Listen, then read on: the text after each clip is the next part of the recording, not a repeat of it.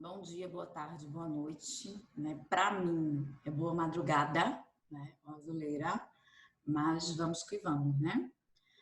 É, Hoje a gente vai corrigir o exercício de parenteral e enteral, tá? Então, deixa eu só compartilhar aqui a tela para ver se vocês conseguem visualizar. Bom, eu achei melhor utilizar o Zoom, porque aí a gente consegue visualizar o exercício na tela, tá? Nessa situação de que é o Instagram. Tá? Então, vamos lá. Para colocar verdadeiro e falso, e aí a primeira assertiva tem a NPT é contraindicada em pacientes hemodinamicamente instável. Na verdade, gente, um paciente hemodinamicamente instável, você nunca vai poder liberar a dieta. Então, o que é um paciente hemodinamicamente estável? É quando a pressão arterial está muito baixa, abaixo de 120 por 80 milímetros de mercúrio, é o famoso 12 por 8, né? Mas é errado a gente dizer 12 por 8. 120 por 80 milímetros de mercúrio. Quando o oxigênio está baixo, né? Então, por exemplo, a saturação de O2 tem que estar acima de 60. Então, a saturação de O2 de 35, de 40, é um paciente que está morrendo, né? Então, não tem oxigênio. Então, ele não vai, se eu colocar comida para ele, ele não vai metabolizar. Porque para metabolizar o carboidrato, por exemplo, para acontecer ciclo de Krebs, tem que ter oxigênio. Então, se não tem oxigênio, não tem como funcionar o ciclo de Krebs, tá? Então, ou seja, não tem como gerar energia através dos alimentos. Então, você, pelo contrário, vai aumentar ainda mais o CO2, né, levando o paciente para um estado de acidose, tá? Ou seja, já tá a piorar ainda mais. Então, verdadeiro, a NPT é contraindicada. Não só a NPT, como a TNE, né, a terapia nutricional enteral, ou seja, sonda, via oral, nenhuma via de administração é permitida, tá? Ele tem que estar a dieta zero, jejum. Segundo, a complicação metabólica mais frequente associada à NPT é a hipoglicemia. Não, gente, é a hiperglicemia, né? Porque você está dando glicose diretamente na veia. Então, não é a hipoglicemia. E não, a gente viu que uma das principais desvantagens da NPT é que as taxas de bioquímica, de lipídio, né, colesterol, de glicose, né, vai estar super aumentado, porque você vai dar lipídio, você vai dar glicose diretamente na veia. Então, é muito comum a hiperglicemia, a hipercolesterolemia, a hipertrigliceridemia. Por quê? Porque você está dando o próprio nutriente, né, diretamente na veia, na forma mais, digamos assim, degradada possível. Então, a principal complicação da NPT é justamente o aumento de todas essas taxas, né, de hipercolesterolemia, hipertrigliceridemia e hiperglicemia, ou seja, o aumento de triglicerídeo, o aumento de colesterol e o aumento de glicose, tá? Na veia. As emulsões lipídicas na NPT podem ser hipertônicas. Aliás, as emulsões lipídicas na NPT podem, por serem hipertônicas, só pode ser administrada na veia periférica. Gente, quando é hipertônico, ou seja, quando eu tenho uma grande concentração de moléculas, a gente precisa de uma veia de grande calibre. E, né, como a gente viu, a veia cava ou a jugular, né, interna. Então, quando eu tenho um hipertônico, eu não tenho que usar a via periférica, eu tenho que usar a central. Né? Então, errado. As veias mais utilizadas para o acesso venoso são a veia subclávia e a jugular interna. Então, a central, né? Então, ou seja, contempla a veia subclávia e a veia jugular interna, porque são as duas veias que têm o maior calibre. Então, cabe mais nutriente. Então, ou seja, ela atende às necessidades hipertônicas. Então, soluções ou dieta hipertônica, ela sustenta. Né? Por quê? Porque ela tem um grande calibre, então ela cabe muita molécula. Porque quando eu digo hipertônica, é porque eu tenho muita molécula de lipídio, muita molécula de glicose. Se eu coloco numa veia periférica, que tem um calibre pequeno, ela não vai dar sustentar, vai dar flebite, inflamação nessa veia. Tá? Então, verdadeiro. A glicose é utilizada sobretudo na forma de destrose, sim, nas concentrações aí 25, 50 e 70%. Verdadeiro, essas são as concentrações. Tá? Gente, lembrando que isso aqui é tudo, todas essas questões são questões de residência, tá? Então, meio que Só que era 1, 2, 3 e 4. Se você soubesse um, você já matava o resto. Aí eu, para dificultar, fiz assim, para que vocês estudem tudo. Tá? Sobre a terapia, na verdade, todas essas questões eram 1, 2, 3 e 4. Sobre a terapia de nutrição enteral, coloque verdadeiro e falso e justifique a resposta, tá? Uma das desvantagens da sonda nasogástrica é o maior risco de aspiração. Sim, né? Porque se eu coloco a sonda, né, do nariz até o estômago, a gente sabe que ele só vai passar pelo esfíncter, pelo esfíncter do esôfago.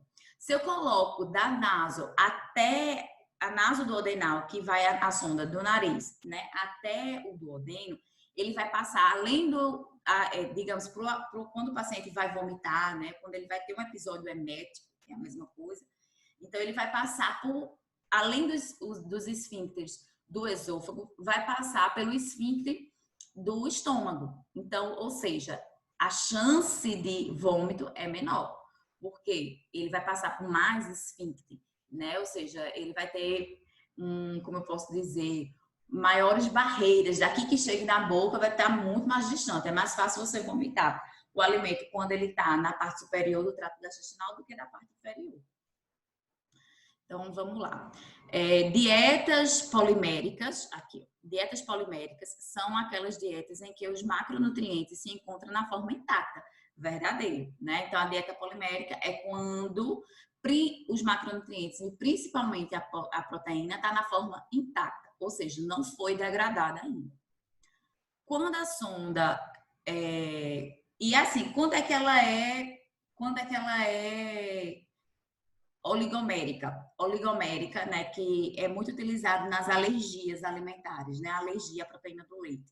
Então, a oligomérica, ela é quando a proteína está hidrolisada na forma de peptídeos, certo? E monomérica é quando essa proteína está já na forma de aminoácido, ou seja, mais degradado possível. Até na aula eu falei da questão do whey, né, a diferença entre o whey hidrolisado, né, e o whey isolado. O whey isolado eu estou dando a proteína intacta. No whey hidrolisado eu estou dando o próprio peptídeo, tá? Então, agora, quando a hidrólise fornece o próprio aminoácido, é monomérica, tá? Ou seja, quanto mais degradado, mais rápida a absorção. No final, todo mundo vai fazer hipertrofia, né? Todo mundo vai fazer. Agora, a diferença é que se eu estou ingerindo um hidrolisado à base de peptídeos ou um hidrolisado à base de aminoácido, a absorção vai ser maior, porque eu não vou precisar de enzima para degradar, porque ele já está degradado. Tá? Então, verdadeiro. Quando a sonda está localizada na região pós-pilórica, gente, após o piloro a gente tem o quê, gente? Duodeno. Então, ou seja, do nariz, né, para o duodeno. O gotejamento rápido pode ocasionar cólica e diarreia. Verdadeiro. Por isso que tem que ser em pique. Né? Lembra que é bomba de difusão contínua, ou seja, esse é uma máquina que vai controlar essa velocidade, né, de descida, né, da dieta. Porque se eu coloco gravitacional pela gravidade, deixar lá sem pique, o que acontece? O paciente pode ter cólica e diarreia. Verdadeiro. Das dietas enterais, a maltodextrina não deve ser usada como fonte de carboidrato? Claro que deve, a gente usa, né? Até eu chamei na aula de PG, né? Que a gente fala muito, o paciente coloca uma medida de PG. O que é uma medida de PG? É uma medida de maltodextrina. Então, muitas vezes, o paciente precisa de um volume de 200 ml, só que ele acaba sempre vomitando 50 ml, por exemplo, né? Então, ou seja, ele só está ingerindo 150, mas Paulo, ele precisa de 200 para o aporte energético, para ele não perder peso. Então, o que é que você faz?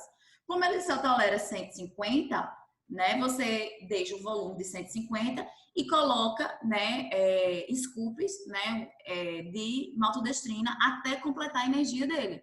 Né, suplementa com maltodextrina até chegar a energia dele. Porque, por exemplo, um scoop daquele, né, de maltodextrina, ele tem em torno mais ou menos de 20 calorias. E aí você faz o cálculo, quanto de caloria está faltando, né? Faz uma regra de 3 básica e suplementa com maltodextrina. As dietas monoméricas possuem alto teor de fibra? Claro que não, né, gente? Porque monomérica você está fornecendo o aminoácido, é um hidrolisado que você está fornecendo aminoácido. Então, ou seja, é degradadíssimo. É a forma mais degradada da proteína. Então, quanto mais degradado, quanto mais liquidificado, né, quanto mais quebrado, menor a quantidade de fibras e minerais. Tá? Bom, é para a gente analisar aqui as afirmativas sobre nutrição parenteral. A nutrição parenteral consiste em uma solução ou emulsão composta basicamente por carboidratos, aminoácidos, lipídios, vitaminas e minerais. Sim, ou seja, é uma solução, a nutrição parenteral tem tanto macronutrientes como micronutrientes. Então, ela é completa, é uma dieta completa. A nutrição parenteral deve ser estéril e apirogênica, ou seja, livre de bactérias, livres de reprodução de micro-organismos, verdadeiro. Acondicionadas em recipientes de vidro ou plástico, destinada à administração endovenosa. Ô, gente, endovenosa, intravenosa, é veia do mesmo jeito, tá correto, tá? A nutrição parenteral deve ser administrada apenas em pacientes desnutridos. De forma nenhuma, gente. A gente viu que se o paciente tiver, por exemplo, hemorragia, né? Quando o paciente tem, quando o trato gastrointestinal dele não está funcionando, né? No caso de fístula, de alto débito. Então, nessa situação, né, a gente viu em aula que ele é parenteral também. Então, quando é que é indicativo de parenteral? Quando o trato gastrointestinal não está funcionando. Então, se não está funcionando, aí a gente coloca uma parenteral. Não necessariamente ele tem que ser desnutrido, tá? Até porque quando ele é desnutrido, muito desnutrido, a gente primeiro tenta a sonda, né? Se não der certo, a gente vai para a parenteral. A gente usa a parenteral em último caso. Gente, se surgir alguma dúvida que não ficou claro, vocês podem tirar a dúvida lá no horário da disciplina, a gente pode fazer uma live, né? Ou vocês podem procurar lá no direct que eu respondo, tá? No horário da disciplina. Na verdade, pode ser assim, pode, Paula, mas sei lá, eu tive uma dúvida que não foi na terça de noite, a minha dúvida surgiu no sábado de manhã. Pode colocar lá em outros horários, mas geralmente eu vou responder no horário da disciplina. Se eu tiver um tempinho antes, não tem problema nenhum de responder, tá? Coloca lá que quando no horário da disciplina eu respondo, ou se eu tiver um tempo antes, eu respondo também. Que tiver de dúvida dos vídeos, tá? A nutrição parenteral deve ser administrada apenas... já li isso aqui. A equipe de terapia nutricional deve ser constituída de pelo menos um profissional de cada categoria, que cumpra o treinamento específico para as atividades, a saber, médico, nutricionista, farmacêutico, fonoaudiólogo, assistente social e faltou enfermeiro, né? Então, não é obrigatório, né, o assistente social e faltou enfermeiro aqui, que é importantíssimo. Então, essa equipe que a gente viu, que é a equipe que todo hospital ele tem, essa equipe de nutrição interal, eles vão se preocupar em escolher a dieta de melhor qualidade e de baixo custo e de boa qualidade. Vamos ver se as enfermarias estão tratando, né, a desnutrição desses pacientes, as indicações, se a gente está indicando certo ou não, sonda. Então, ele vai avaliar todo esse processo dos pacientes que estão de sonda, tá? Essa equipe é específica para isso. Então, sei lá, de repente eles vão lá e ver que o andar está cheio de necessidade de paciente da sonda e está todo mundo por via oral. Então, ele vai muito pegar no pé disso, para que as coisas funcionem. Quarto, né? Quando são desvantagens das dietas artesanais ou caseiras. Todas as características abaixo listadas, exceto uma delas assinar. Então, ele quer que você marque, né, o exceto, ou seja, o falso, tá? Então, em relação às dietas... Eita, minha alergia. Gente, desculpa. Ai, alergia. Exceto uma delas, a sinália. E haja corticoide, viu?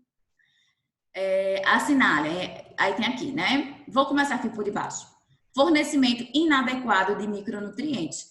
Verdadeiro, gente. Por quê? Porque as dietas artesanais, a gente viu que tem que ser as líquidas, pastosas ou semilíquidas. E elas são liquidificadas e depois peneiradas, ou seja, você perde muito micronutriente, tá? Tanto vitaminas como minerais. Por isso que a gente tem que suplementar, né? Com centros, materna, né? Indivíduo adulto, para que a gente atinja essa necessidade de micronutrientes. Dificuldade para formular dietas em algum grau de especialização. É difícil, gente. Por quê? É difícil a gente formular uma dieta com um grau de especialização. Porque eu não consigo deixar, por exemplo, vamos dizer, eu vou botar uma dieta lá que eu vou usar o leite, né? Uma preparação, uma receita de sonda e eu vou usar o leite. Eu não consigo, gente, deixar esse leite monomérico ou oligomérico. Eu só consigo deixar esse leite na forma intacta.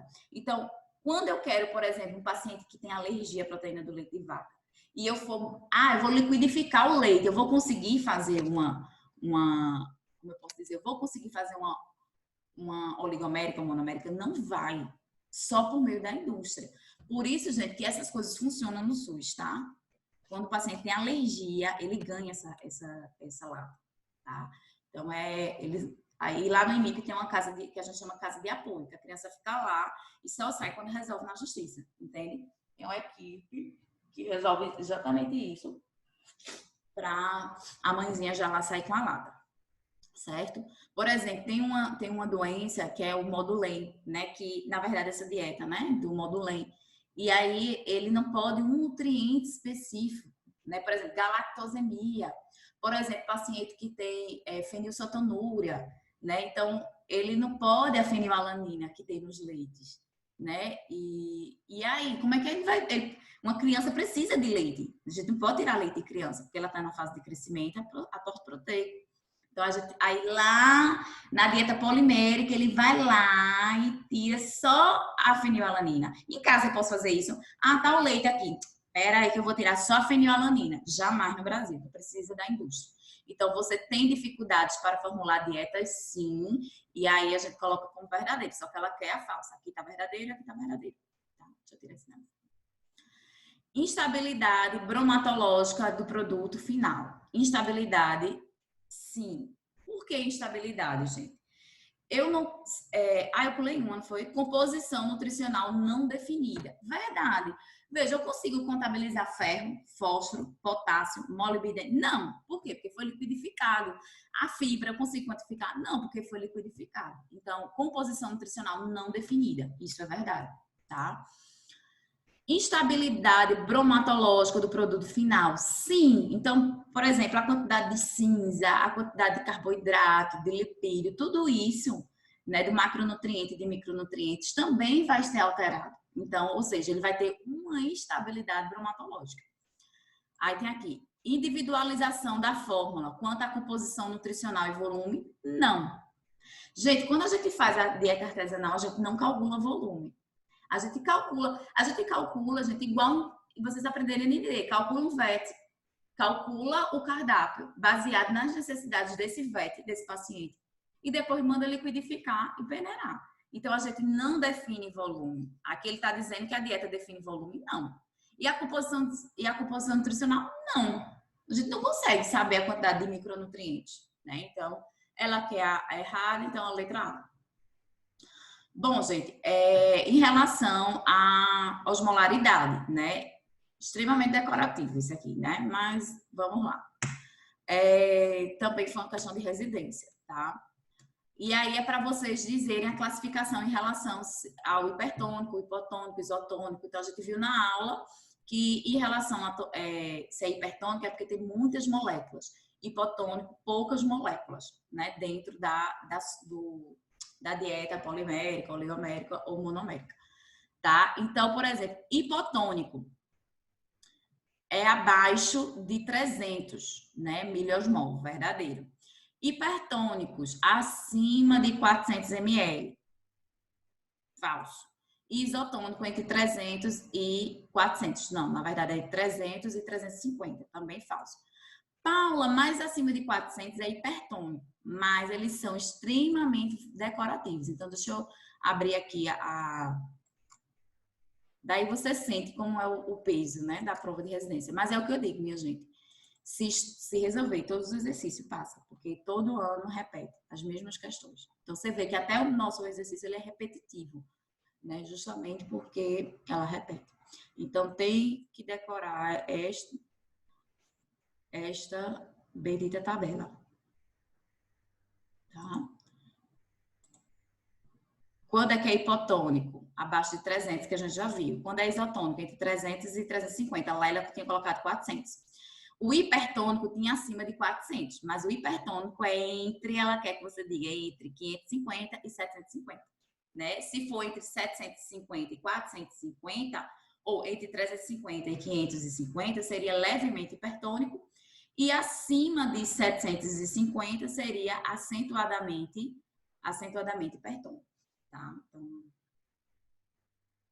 eu não cobro isso em prova, sabe, gente? Mas, de repente, vai aqui, né? Acho muito decorativo, né? Mas vocês podem, porque vocês vão fazer com consulta uma semana com a prova. Tu acredita? Menina, que moleza, hein?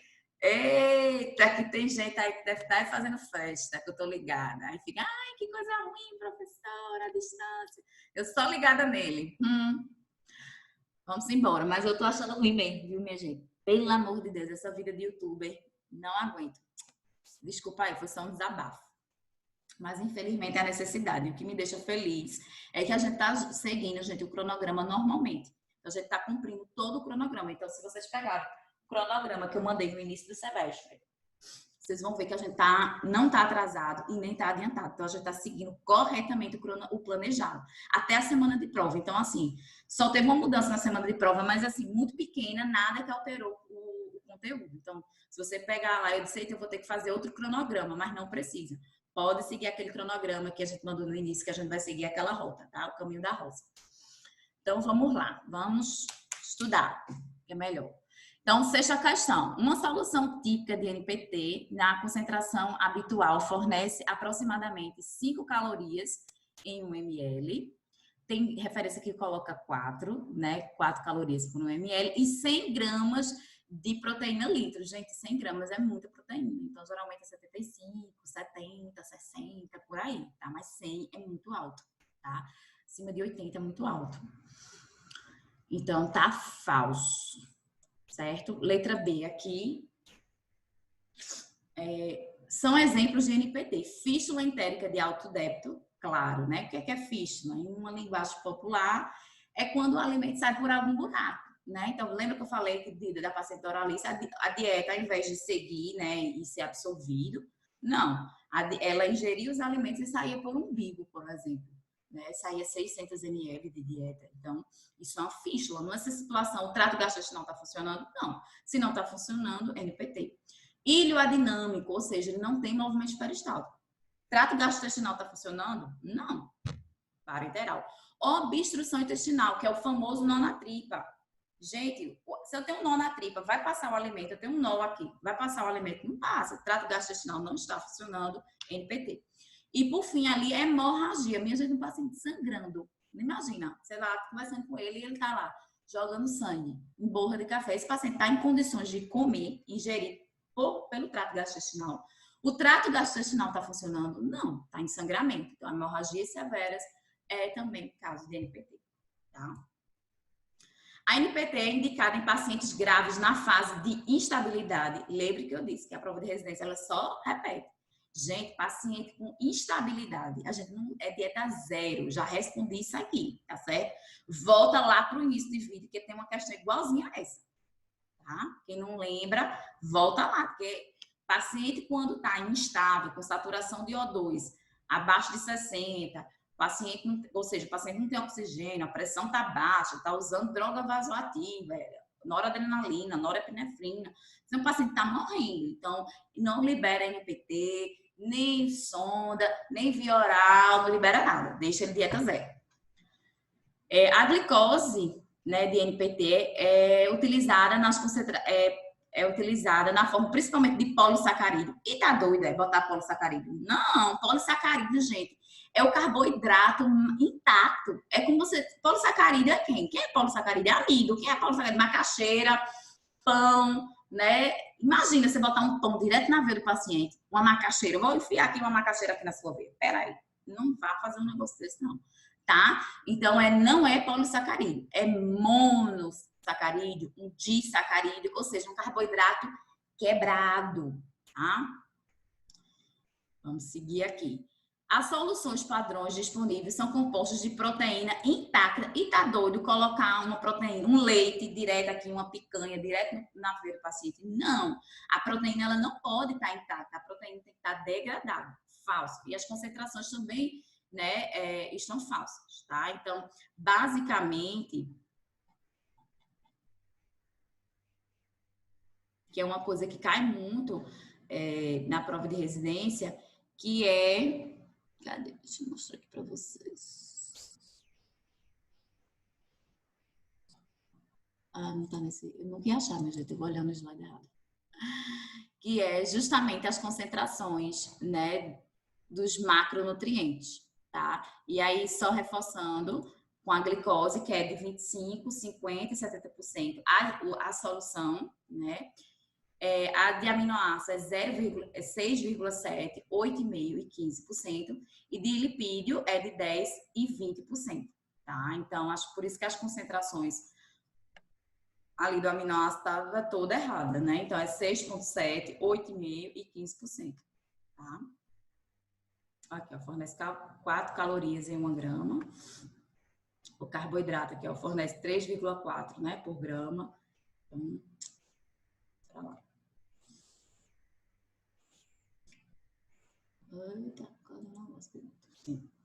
Aí 25%, 70% não. Isso aqui é basicamente o carboidrato, né? Que a gente usa esse valor. Né? Lembra aqui, ó.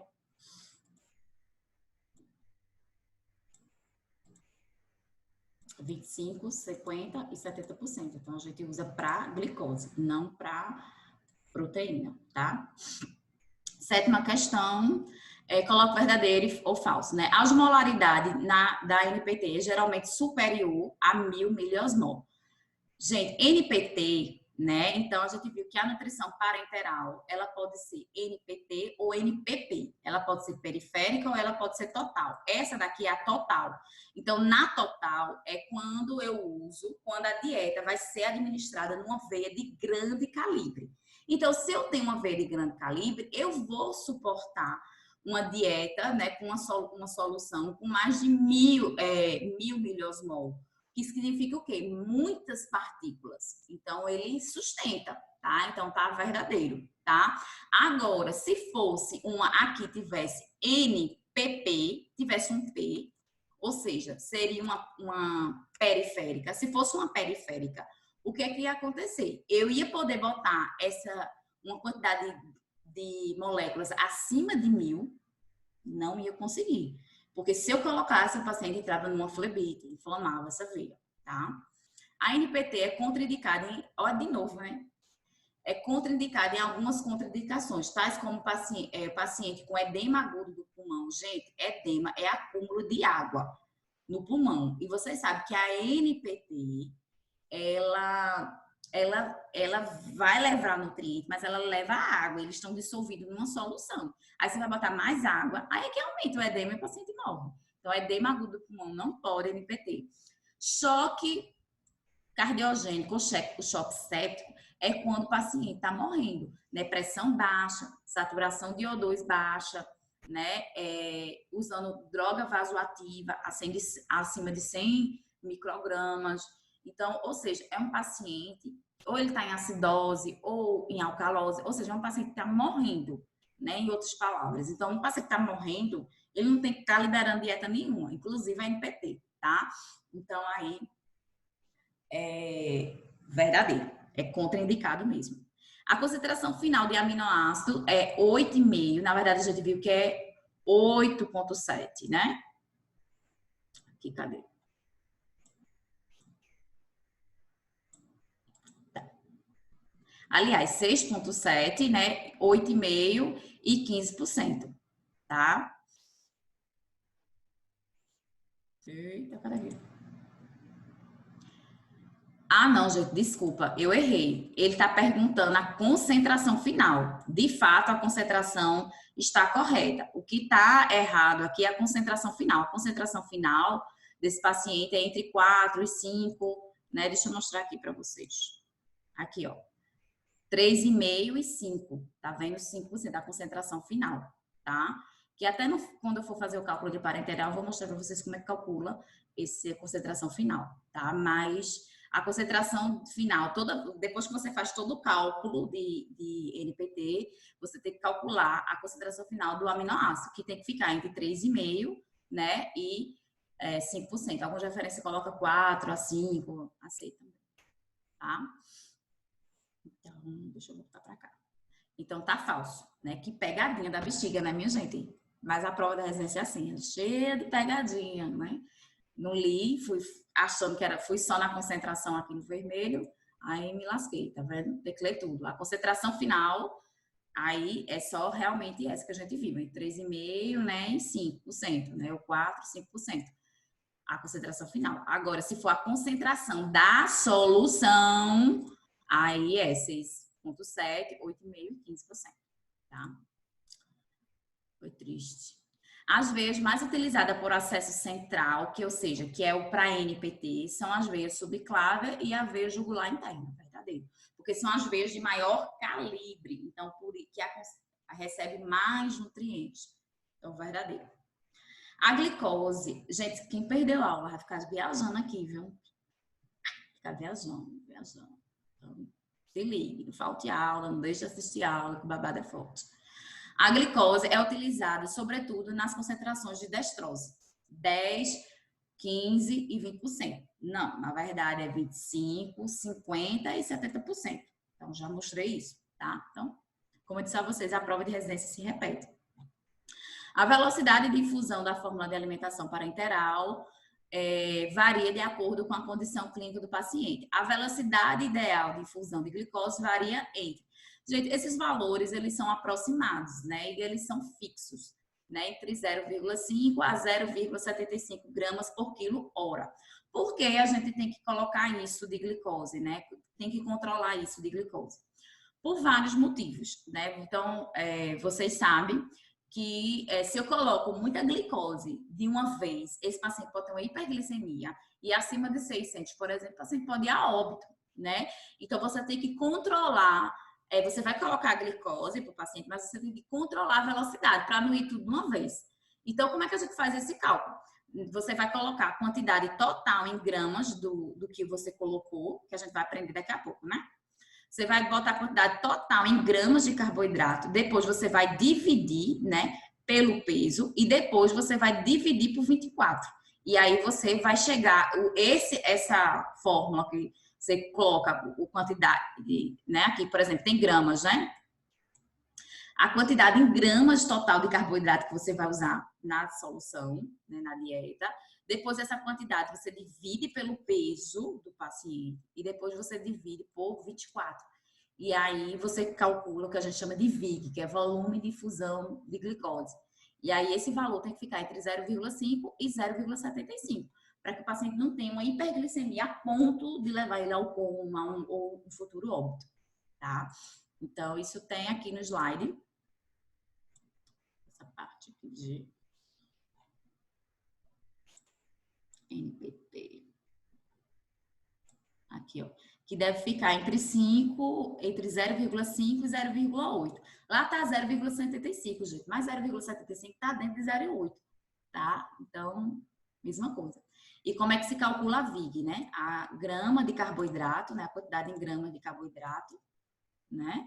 Depois divide pelo peso do paciente e depois divide por 24, que é para dar o valor, que é 24 a 24 horas, né? Um dia tem 24 horas. Você sabe o quanto que tem que colocar por hora, já que a parenteral ela fica circulando aí 24 horas no paciente, tá?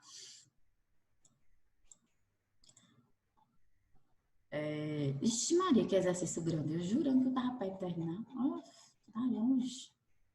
Tá longe. Então, vamos lá. O início precoce da nutrição enteral do paciente grave evitará o quê? A úlcera gástrica, não, gente, a úlcera é uma evolução, né, da inflamação, então não vai impedir de formar a úlcera. Você tem que, se não tratar a inflamação, vai virar úlcera de toda forma. Atrofia do enterócito e translocação bacteriana, isso é muito sério, gente. Então, por exemplo, aqui eu vou tentar fazer aqui com meus dedos os desenhos que eu sempre gosto. de botar no quadro. Então, aqui são as células onde elas vão absorver o alimento. Então, você ingeriu o alimento chega aqui, então, nessa célula aqui, ele vai ser absorvido, né? E aí, esse vai para o fígado e esse alimento vai seguir aí para nutrir os órgãos. Só que quando o alimento, gente, chega a, digamos, se você fica muito tempo sem se alimentar, essas células aqui, ela começa a se abrir, ó, né? Então, começa a criar um espaço entre uma célula e outra, entre um heterócito e outro, tá? E aí, o que que acontece? As bactérias benéficas ou maléficas que ficam por aqui, elas acabam passando e caindo na circulação. E aí a gente chama de translocação bacteriana. Isso é péssimo, tá? Mesmo que seja bactéria benéfica. Bactéria não é para estar no sangue, né? Então o paciente pode evoluir com pneumonia, enfim, tá? Fica gravíssimo. Então, por isso que é bom você colocar sempre dieta para que não ocorra atrofia, né? Desse enterócito, das vilosidades. Então, ó, ficar sempre assim. Então, você sempre tem que estar colocando dieta. Então, tem que liberar o máximo, tá? Ilho paralítico não tem nada a ver quando o paciente não tem movimento peristáltico, então o fato dele comer ou não vai fazer efeito. Formação de fecaloma é quando o paciente não tem movimento peristáltico também. Hipermotilidade intestinal, ou seja, quando o paciente está com o intestino com está com excesso de movimento peristáltico. O fato de você iniciar a dieta não vai curar ele disso, tá? Então, letra B. Bom, gente, décima questão é hiporexia persistente por doenças consumptivas, né, infecciosas, crônicas e psiquiátricas. Então, ele está dizendo, né, quais são as indicações de nutrição. É uma coisa que eu sempre cobro prova, né? Tipo, quando indicar uma parenteral, quando indicar uma sonda. No caso de hiporexia, sim. Ou seja, hiporexia, gente, é quando o paciente está com fastio, não está comendo. Se o paciente está ingerindo abaixo de 60% do que é recomendado, é sonda. Se ele está ingerindo só 75%, aí vai ser o quê? Suplemento. Se ele ingerir apenas 60%, abaixo de 60%, é sonda, né? Então, verdadeiro. O aumento das necessidades nutricionais em pacientes hipermetabólicos, como nos pacientes com queimadura extensas. Então, paciente que está com catabolismo muito alto, ou seja, precisando de muita energia, é indicado, sim, uso de sonda. Náuseas e vômitos em paciente com gastroparesia. Sim, gastroparesia, gente, é quando o estômago não está fazendo os movimentos que ele faz, né? E aí esse alimento fica lá parado, né? E aí, gente, tem que ser sonda, porque aí você bota uma sonda nasoduodenal e aí ele consegue ingerir os alimentos normalmente, tá? Disfagia grave por obstrução ou disfunção orofaríngea. Gente, disfagia grave sempre será sonda. Por exemplo, aquela doença lá, aquelas doenças neurológicas, né, paralisia cerebral. O paciente ele não consegue deglutir, mastigar. Nessa situação, é sonda, tá? Por exemplo, Alzheimer avançado, né, Parkinson avançado. Então, ele tem uma disfagia. Então, vai ter que, no final das contas, virar sonda. Doenças ou desordens que requerem a administração de dietas específicas, como no quilotórax. Gente, quilotórax é quando o paciente ele tem um acúmulo de líquido na pleura, né, do pulmão. Então, por exemplo, aqui é o pulmão e ele é revestido, né, por uma membrana, certo? Aí, quando existe um espaço aqui entre, né, a membrana, né, e o pulmão, a gente chama de pleura, esse espaço aqui. E se acumular líquido aqui, né, principalmente pode acumular gordura aqui, a gente chama de quilotórax, tá? E aí, gente, geralmente lá no hospital coloca-se uma sonda para sugar, né, tirar esse líquido que está aqui preso nessa pleura, né? E aí ele tem que fazer uma dieta específica, e aí a gente vai estudar paciente quilotórax. E aí a gente vai ter que colocar uma dieta específica para que não acumule líquido aqui, né? Então, a gente vai usar basicamente os aminoácidos, os ácidos graxos essenciais. E essa dieta é horrível, não dá nem para ingerir ela por via oral. Então, tem que ser sonda mesmo, tá? Porque a gente tem que colocar a quantidade X de... Não pode ultrapassar a quantidade X de lipídio, porque senão aumenta o quilotórax, não pode aumentar a quantidade de carboidrato. Existem valores específicos para não aumentar esse líquido, mas a gente vai estudar mais na frente quilotórax. Só quero que vocês entendam que o que é um quilotórax e que nessa situação ele precisa de uma dieta muito específica que eu só consigo fazer através da sonda. Então, letra A. Veja, gente, o Zoom tá acusando aqui que eu só tenho direito a 40 minutos. Aí tá dizendo aqui que meu tempo vai acabar. Então, como eu vou parar aqui, eu vou dividir em 2, tá? Então, daqui a pouco eu continuo aqui. No próximo vídeo eu coloco a continuação do exercício. Eu vou corrigir ele todo hoje, tá? Deixa eu ver aqui. Volto já.